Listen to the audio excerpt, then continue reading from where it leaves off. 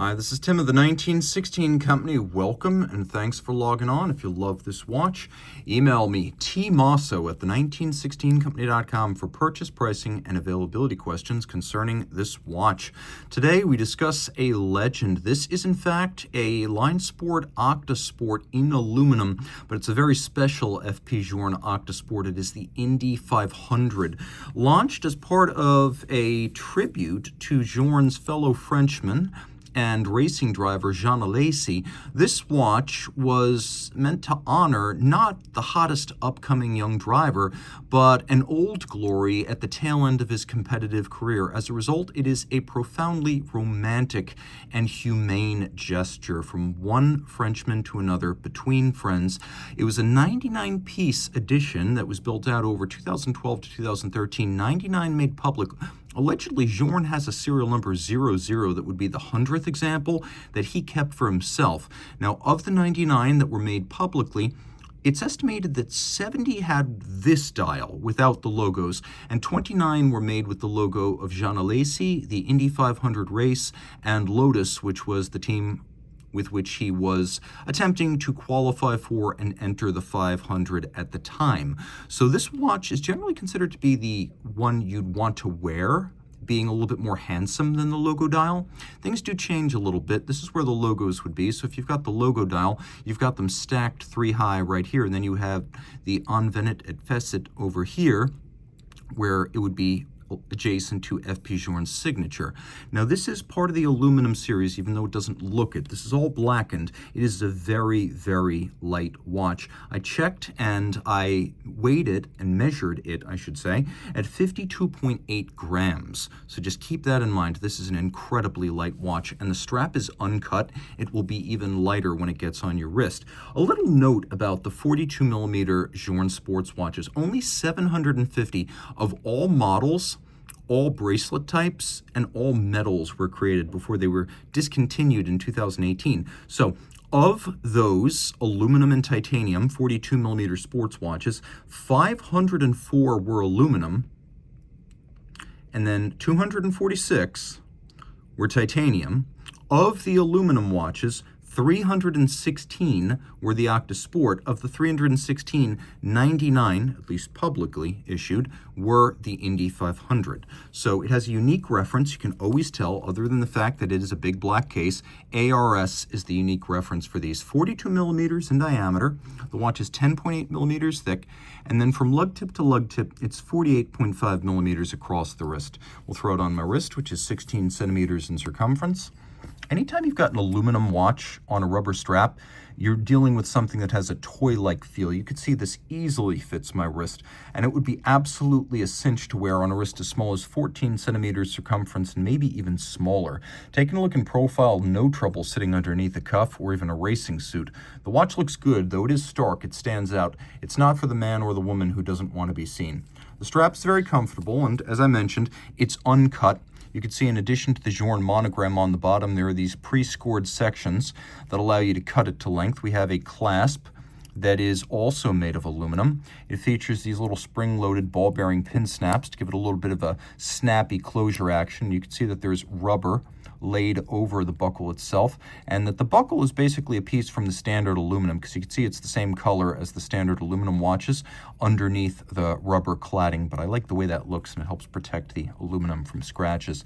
The strap's an interesting piece. You can see it is LineSport specific, and LineSport watches have always had their own case shape.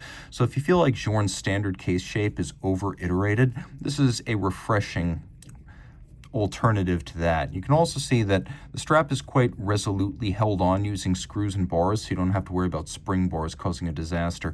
But you will have to use a Journe strap, because this little horn, it's not really possible to fit a standard sized strap here. We have a rubber bumper on the side, and also on the opposite flank, as well as the crown, which has its twin dimples and its knurling, a rubber cladded version of possibly the most famous and recognizable unbranded crown of the modern era. You can see the finish is the same as the aluminum. It's a lightly grained media blast, and then we have this case profile that actually would have a thoroughly expressed bezel and caseback gasket, but while it's a prominent feature of the standard aluminum watch, here you see it blends in with the black. Taking a look at the dial's also aluminum, though blackened, and there's plenty of lume. Take a quick look at the numerals. They're actually applique chunks of lume, so they're solid pieces that have length, width, and height. We'll take a look at them now in the dark. This is the real reason you get a LineSport watch from FP Journe. It's rare to get lume. Really, it's just the LineSport models, some of them anyway, and the L-OCT. You can see a very distinctive font style and hand style. The brand is instantly recognizable, and you can see there are luminescent indices outboard of the numerals themselves, including down at 6 o'clock.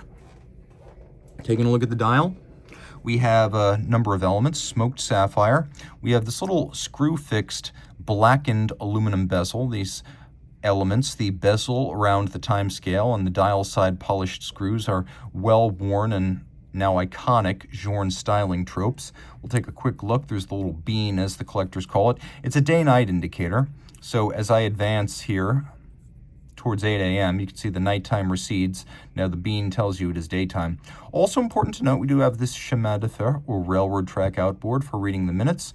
And the watch includes cream printing. So the numerals and the lume, those are all white. But if you actually look at the printing on the dial, like the chronomètre bleu, to appear a little bit less sterile and harsh, this is almost an eggshell off-white cream. And the same is true of the bean, the same is true of the date discs and of the power reserve scale. We have flush discs for the date. There's a quick set for it, so you can rapidly cycle through. The power reserve doesn't have any numbers associated, which is actually a good thing. Journe says the chronometric power reserve of this watch, which has a 1 meter single mainspring, it is 120 hours, but it will not stop running from a full wind for almost 7 days, 160 hours.